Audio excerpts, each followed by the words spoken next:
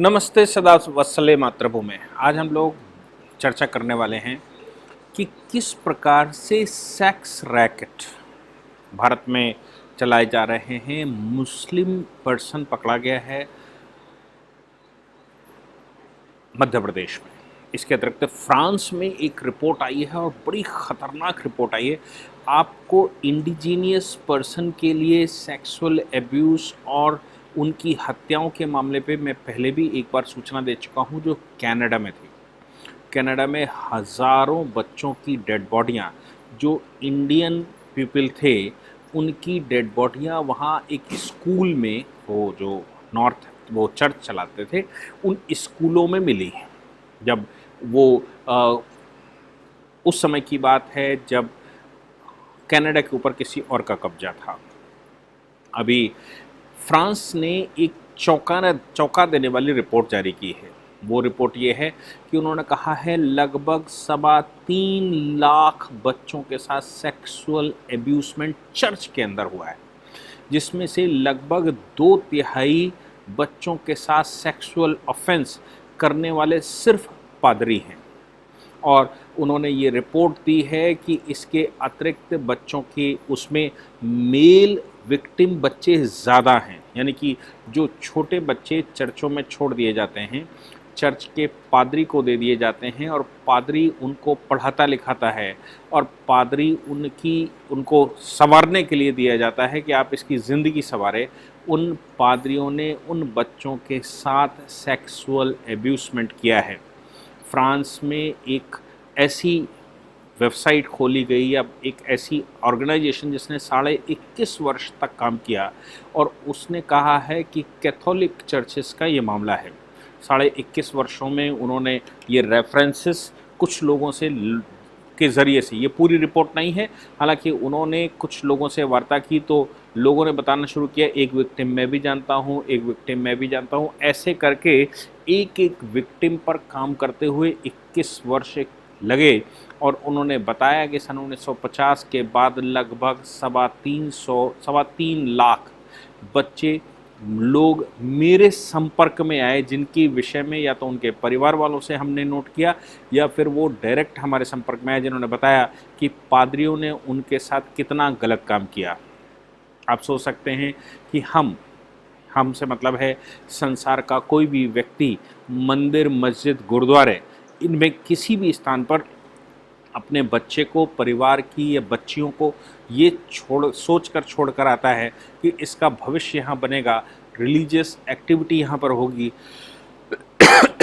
Religion यानी कि संप्रदाय के माध्यम से इसको ऊपर वाले से संपर्क करेगा, चाहे वो ईसा मसीह से करे, अल्लाह से करे, भगवान से करे। तो ऐसे प्रकरण संसार में जो लोग भी कहते हैं, हिंदुज़्म की तरफ प्रश्न खड़े करते हैं, संसार में एक हिंदुज़्म ऐसा समुदाय निकल कर आया है जिसके यहाँ सबसे कम सेक्सुअल एब्यूसमेंट होते हैं। कुछ जगहों पर होते हैं, देवस्थानों पर या ऐसे स्थानों पर जहाँ रिकॉग्नाइज़ कर रखा हो, ऐसा सुनने में आया। फिर भी समाज लगातार उसके विरुद्ध काम करता है और उनको समाप्त करने का प्रयास करता है। लेकिन आप सोच के देखो, चर्चों में आप सोच के देखो कि स्कूल जो कनाडा में खोले गए इंडिजीनियस पर्सन के लिए, यानी कि रेड इंडियंस के लिए, और उन बच्चों के साथ क्या किया। जब उन्होंने मुंह खोलने का प्रयास किया तो उनकी हत्याएं कर दी और उनको ज़मीन में गाड़ दिया गया। चर्च ने माफ़ी भी नहीं मांगी, वेटिकन ने माफ़ी भी नहीं मांगी। हालांकि फ्रांस के कुछ चर्च के पादरियों ने इस बात की माफ़ी मांगी है कि अगर इन बच्चों के साथ ऐसा हुआ है तो सार्वजनिक रूप से क्रिश्चियन कम्युनिटी चर्च उनसे माफ़ी मांगती है। लेकिन जो भारत का प्रकरण आया मोहम्मद मुनीर का, वो प्रकरण बड़ा अजीबोगरीब है। मोहम्मद मुनीर को जब मध्य प्रदेश में पकड़ा गया, मध्य प्रदेश पुलिस के द्वारा उसको पकड़ा गया, तो उसके बयान आए।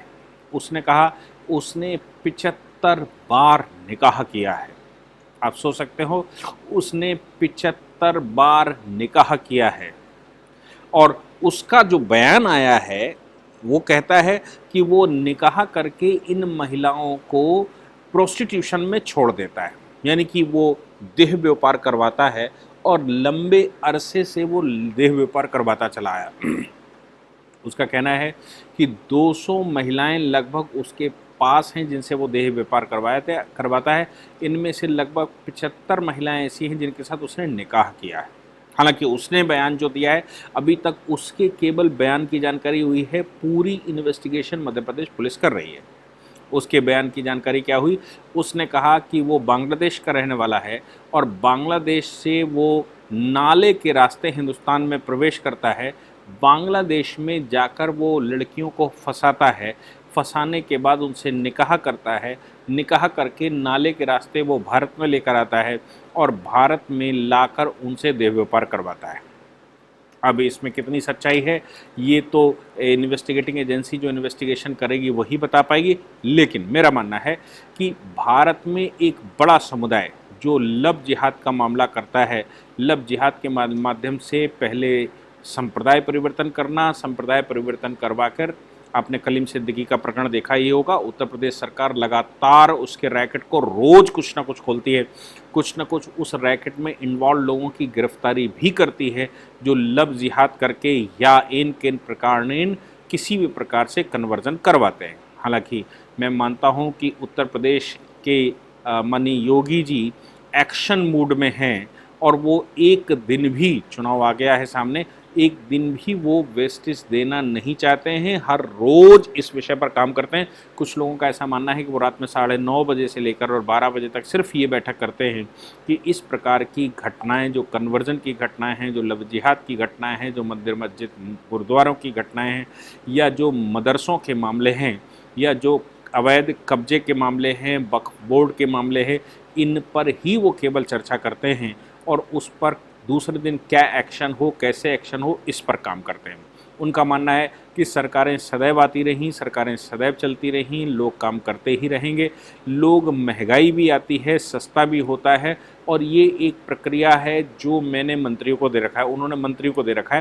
हालांकि वो हर एक मंत्रालय का डेटा अपने पास रखते हैं और स्वयं उस पर स्टेटमेंट देते हैं, फिर भी वो स्पेशली मिशन, उनका कहना है कि जिस लिए उत्तर प्रदेश के लोगों ने हमारी सरकार को चुना वो काम करना मेरा प्राथमिकता है। उत्तर प्रदेश में विदेशी आतंकवाद, उत्तर प्रदेश के अंदर इस्लामिक चरमपंथ, उत्तर प्रदेश के अंदर इस्लामिक उग्रवाद, इस्लामिक कब्जे, लव जिहाद और कन्वर्जन, इनको रोकना, उत्तर प्रदेश को बचाना, ये मेरा दायित्व बनता है। इसलिए वो लगातार उस पर एक्शन मूड पर रहते हैं। 4.5 वर्ष तक वो ये करते रहे। लेकिन ये जो पकड़े जा रहे हैं अभी, जो जैसे मैंने कहा कि कलीम सिद्दीकी पकड़ा गया है और ये जो शख्स पकड़ा गया है मध्य प्रदेश का, इनके अगर कनेक्टिविटी मिलाकर देखोगे तो एक बड़ा प्रकरण आपको सामने आएगा। कुछ लोगों का हमने पहले भी बहुत बार अखबारों के माध्यम से ये सुना है कि एयरपोर्ट के पास एक शेख जा रहा था, कोई विदेशी जा रहा था, 4 महिलाएं, 5 महिलाएं, 3 महिलाएं लेकर जा रहा था। क्या है प्रकरण ये? इस पर जब गहन इन्वेस्टिगेशन हुए तो ऐसी सूचनाएं भी आईं जिसमें ये कहा गया कि यहाँ आते हैं और यहाँ पर हिंदू बच्चियों को कन्वर्ट करके उनसे निकाह करते हैं, या ये लव जिहाद का मामला रहता है। लोग लव जिहाद करके, लोग प्रेम करके इन लड़कियों को कन्वर्ट करते हैं, कन्वर्ट करके उनसे निकाह करते हैं। निकाह करने के बाद 1-2 बच्चे पैदा हुए और उसके बाद उनका मन भर गया, या महिला ने ही जब उसने वहाँ का माहौल देखा तो उस माहौल में एडजस्ट नहीं हो पाई और उसने जो उसको लव जिहाद में फांसने के तरीके अपनाए गए थे उन पर उसने प्रश्न खड़े करने शुरू किए और आगे चलकर कुछ बात करनी शुरू की और विवाद करना शुरू किया। या फिर आपने देखा ही होगा कि फर्रुखाबाद जनपद में एक महिला का प्रकरण भी कुछ दिन पहले ही आया और वो कहती है कि उससे आवास, फर्रुखाबाद के आवास विकास में उसको एक लड़का जिसने हिंदू नाम बताकर उससे दोस्ती की, उसके साथ विवाह कर लिया। विवाह करने के बाद उसने उसको मारना पीटना शुरू किया कि वो कन्वर्ट करना चाहता है और उसने उसको कन्वर्जन के लिए मारपीट करना शुरू किया। बाद में उसका मन भर गया। मन भरने के बाद वो बाहर चला गया और ये कह के गया कि मैं तुम्हारा खर्चा उठाता रहूँगा। बाद में वो जब आता है तो उसकी मारपीट करता है और कहता है तुम्हें इस्लाम कबूल करना पड़ेगा और मैं तुम्हें तलाक देता हूँ। तलाक देने के बाद ऐसी महिलाओं का होता क्या है कि इन महिलाओं को, चूंकि हिंदू समाज का एक स्वभाव है कि इस तरह जो भागकर शादी मुसलमान के साथ करती हैं वो परिवार उसको छोड़ देता है सामाजिक परिस्थितियों को देखते हुए, और ये कहता है कि वो मेरे लिए मर गई, जो भी करे। अब लड़की तो वहाँ चली गई किसी एक घनी बस्ती में, और वहाँ जाकर लड़के ने उसको तलाक दे दिया। 1-2 बच्चे पैदा हो चुके थे। बच्चे कोई सलमान खान, कोई आमिर खान, कोई शाहरुख खान पैदा हो गया। अब महिला हिंदू बनी रही, लेकिन बच्चे शाहरुख और सलमान पैदा हो गए, और इसके बाद इस महिला को, चूँकि वो मन से हिंदू है, कन्वर्ट हो गई, निकाह कर लिया। अब तलाक देना आसान है, उसने 3 बार तलाक बोला। अब ट्रिपल तलाक बैन भी कर दिया है, लेकिन 2 महीने के अंदर तलाक बोल दिया। हर 1 महीने पर 1 बार तलाक बोलना, यानी कि 2 से सवा 2 महीने में उसको वो छुट्टी कर देगा। अब इस महिला का होगा क्या? उसके पास कमाने का कोई साधन नहीं है, उसका पति उसको छोड़ चुका है, उसके पास बच्चे हैं।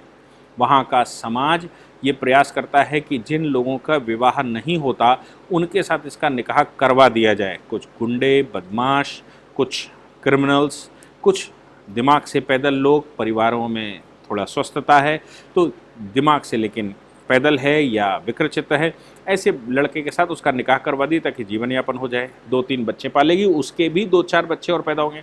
चूँकि मुस्लिम कॉन्सेप्ट में बच्चे पैदा करना अनिवार्य है, और बच्चे जब तक पैदा हो सकते हैं तब तक बच्चे पैदा करना ही स्त्री का धर्म है, चाहे वो 50 साल की हो जाए, 60 साल की हो जाए, 70 साल की हो जाए।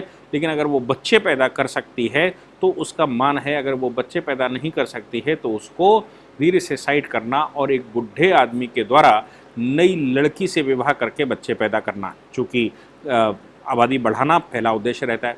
अब इसने उसको छोड़ दिया और एवे के साथ शादी हो गई।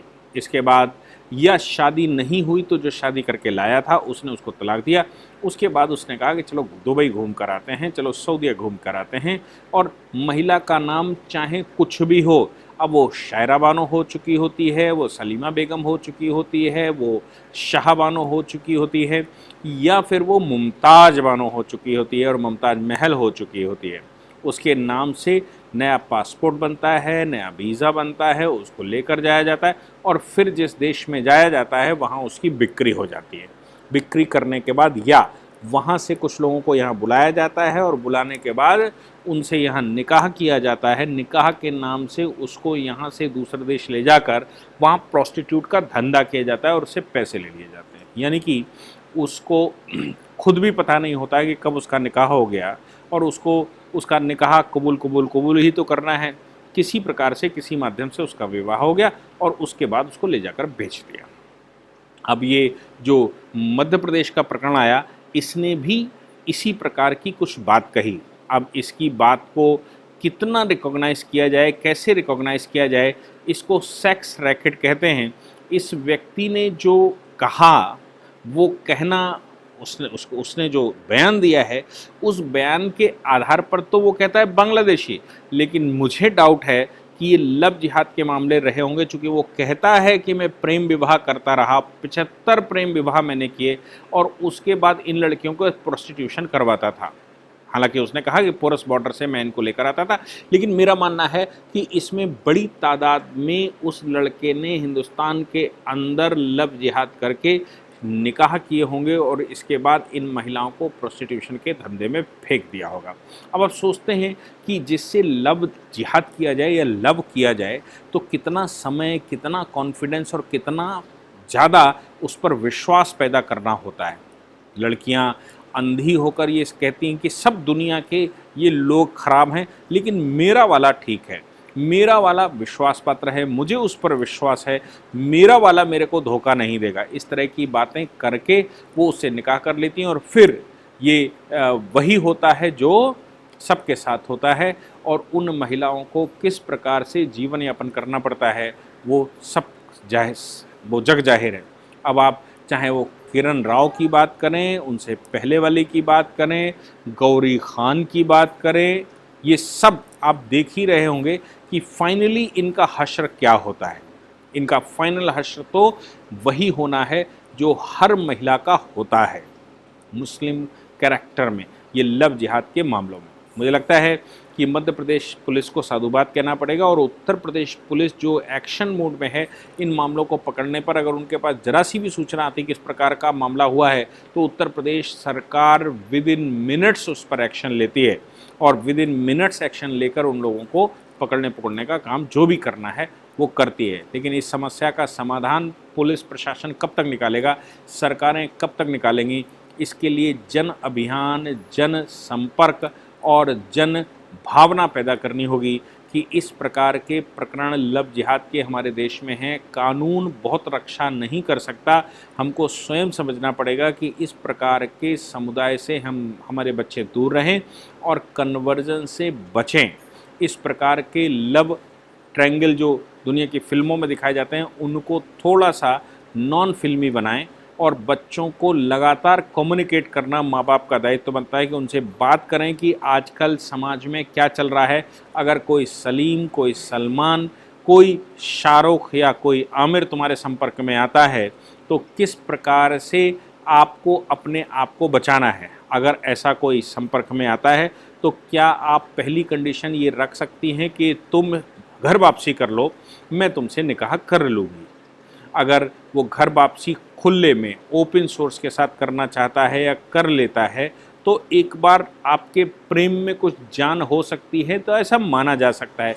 हालांकि मेरा मानना है कि इस प्रकार के लोग जो उद्देश्य के लिए लगे हों उनके पास कोई प्रेम भावना नहीं होती, उनके पास सिर्फ एक काम है कि आबादी कैसे बढ़ाई जाए, वो बच्चे पैदा करके बढ़ाई जाए या कन्वर्ट करके पढ़ाई जाए, वो या फिर विवाह करके बढ़ाई जाए। कुल मिलाकर आबादी बढ़ाना, हिंदुस्तान को परेशान करना, हिंदुस्तान में दारुल इस्लाम बनाना, ये सब दिमाग में कूड़ा कबाड़ भरा रहता है। इसलिए हमारी जिम्मेवारी बनती है कि हम अपने बच्चों को आगाह करें कि इस प्रकार की समस्याओं से बचने का एक सिर्फ और सिर्फ एक साधन है हमारी सावधानी। और ऐसा कोई अपने साथ करने का प्रयास करता है तो चप्पल उतार कर उसको मारना शुरू करें और पुलिस स्टेशन में उसको लेकर जाएं, पुलिस को इन्फॉर्म करें। हमारी ये बड़ों की, घर के परिवार के लोगों की, घर की महिलाओं की, बड़ी महिलाओं की जिम्मेवारी बनती है कि अपनी बच्चों को बताए कि इस प्रकार के कितने सलीम यहाँ घूम रहे हैं, कितने इस प्रकार के सलमान घूम रहे हैं, कितने यहाँ आमिर घूम रहे हैं जो निकाह कर कर के बच्चे पैदा करते हैं और फिर तलाक दे देते हैं, कॉम्पनसेशन देते हैं। अगर वो कॉम्पनसेशन भी हैवी देते हैं तो भी बच्चे उनके कहीं ना कहीं आमिर खान के बच्चे आर्यन खान हो जाएंगे या सलीम खान हो जाएंगे या जो भी। इसलिए मेरी सलाह आपको माननी चाहिए। और इस प्रकार के जो क्रिश्चियन मिशनरीज़ के द्वारा फ्रांस ने जागरूक किया, डेटा निकाला, फ्रांस की किसी ऑर्गेनाइजेशन ने डेटा निकाला, कनाडा में खुदाई में ये वो मिले, तो जो लोग भी चर्च के माध्यम से आपको बड़े सेकुलर दिखने का प्रयास करते हैं, बड़े अच्छे बनने का प्रयास करते हैं, उनके विषय में भी हमको जानकारी रखनी चाहिए कि क्या हो रहा फ्रांस में, क्या हो रहा जर्मनी में, क्या हो रहा कनाडा में और क्या हो रहा हिंदुस्तान में। हिंदुस्तान में जो स्टेट क्रिश्चियनिटी में कन्वर्ट हो गए उन्होंने अपनी स्वतंत्रता मांगना शुरू कर दिया है। जैसे नागालैंड की बात करें, हम अरुणाचल की बात करें, तो उनका मानना है कि हम तो यहाँ के हैं नहीं, हमारे लोग यहाँ नहीं, हमारे लोग इंग्लैंड में हैं या अमेरिका में हैं। तो फिर भावना स्वाभाविक है कि संप्रदाय परिवर्तन से देश परिवर्तन, राष्ट्र परिवर्तन या फिर उनकी राष्ट्रीय भावना में परिवर्तन आना स्वाभाविक है और परिवार से वैमनस्यता निकालना स्वाभाविक है। मुझे लगता है कि इन मामलों को हम सबको बहुत प्रसारित करना चाहिए। आपने मुझे सुना, उसके लिए बहुत बहुत धन्यवाद। जय हिंद, जय भारत, वंदे मातरम।